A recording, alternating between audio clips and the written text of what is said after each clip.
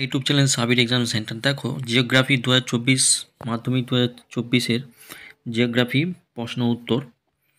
ভিডিওটি শেষ পর্যন্ত দেখবে এবং চ্যানেলটি নতুন হয়ে থাকছে চ্যানেলটি অবশ্যই সাবস্ক্রাইব করবে। দেখো বিভাগ করতে বলা হয়েছে যে বিকল্পগুলি থেকে সঠিক উত্তরটি নিয়ে নির্বাচন করতে বলা হয়েছে। দেখো প্রথম প্রশ্ন, একটা বহির্জাত প্রক্রিয়ার উদাহরণ হচ্ছে কি? সঠিক অ্যান্সার অপশন ঘ, অববাহিকা। পরবর্তী, দুয়ের দাগের পার্বত্য হিমালয়ের শীর্ষদেশে হিমালয় ও পর্বত গাত্রের মধ্যে সংকীর্ণ ও গভীর ফাটলগুলিকে কী বলা হয়? অপশান ক, বার্কস্যুট বলা হয়। তিনের দাগের বায়ুমণ্ডলের যে স্তরে আবহাওয়ার গোলযোগ দেখা যায় সেই স্তরটি হচ্ছে কি? অপশান গ, ট্র্যাপোস্ফিয়ার। পরবর্তী চারের দাগের বৈপরীত্য উত্তাপ সংঘটিত হয় কোথায়? অপশান ক, উচ্চতা বৃদ্ধিতে উষ্ণতা বৃদ্ধিতে পায়। ঠিক আছে।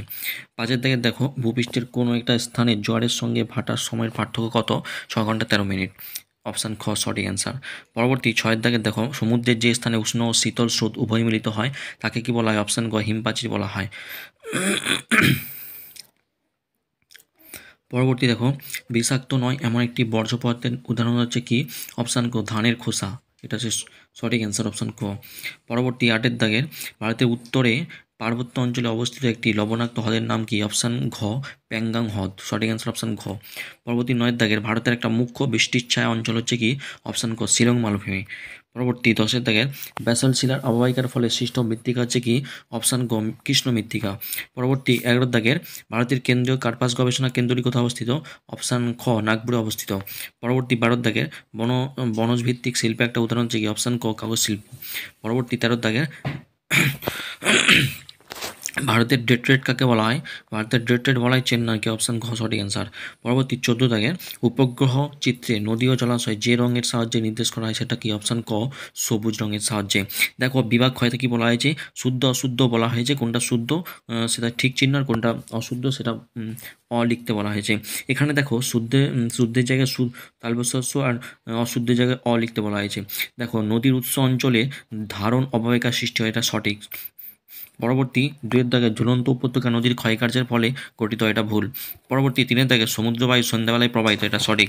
পরবর্তী 4 দাগে হিমালয়ের দুটি উল্লেখযোগ্য উদ্ভিদ হচ্ছে গরান ও গোলপাতা, এটা ভুল, অবশ্যই ভুল।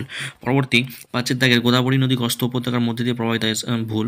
পরবর্তী 6 দাগের আর্সেনিক একটি বিষাক্ত বর্জ্য পদার্থ, ঠিক। পরবর্তী মহাকাশে প্রেরিত ভারতের প্রথম কৃত্রিম উপগ্রহের নাম কি? এটা হচ্ছে ভুল। ঠিক আছে। পরবর্তী চলে যাও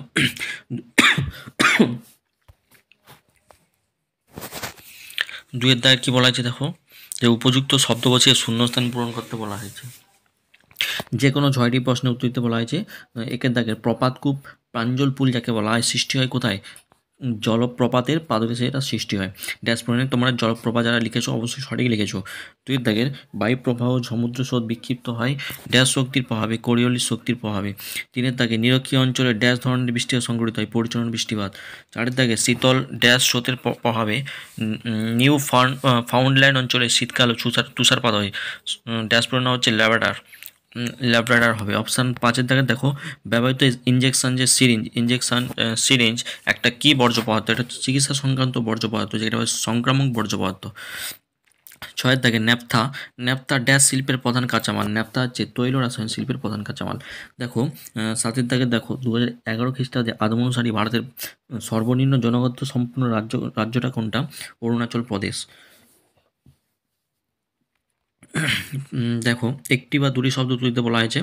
দেখো একের প্রশ্নটা চুনাপাথরযুক্ত অঞ্চলে নদীর ক্ষয়কার্যে কোন প্রক্রিয়ার প্রাধান্য দেখা যায়? অপশান এখানে সঠিক অ্যান্সার কিন্তু দ্রবণের।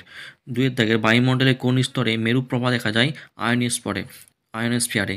3 দাগের কোন মহাসাগরে ঋতু পরিবর্তনের ফলে সমুদ্র স্রোতের দিক পরিবর্তন হয়? ভারত মহাসাগরে। 4 দাগের কর্ণাটকের ব্যবচ্ছিন্ন মালভূমির নাম কি? সারনাথ। পরবর্তী কোন শক্তিশালী ক্রান্তীয় ঘূর্ণিঝড়ের প্রভাবে 2020 খ্রিস্টাব্দে দক্ষিণবঙ্গ ক্ষতিগ্রস্ত হয়েছে? আমফান। 6 দাগের শ্বাসমূল কোন জাতীয় উদ্ভিদের একটি বৈশিষ্ট্য?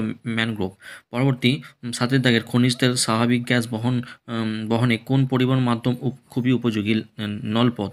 পরবর্তী 8 দাগের ভূবৈচিত্র্য সূচক মানচিত্রে যে কাল্পনিক রেখার সাহায্যে ভূমির উচ্চতা দেখা যায় তার নাম হচ্ছে কি? সমন্বিত রেখা।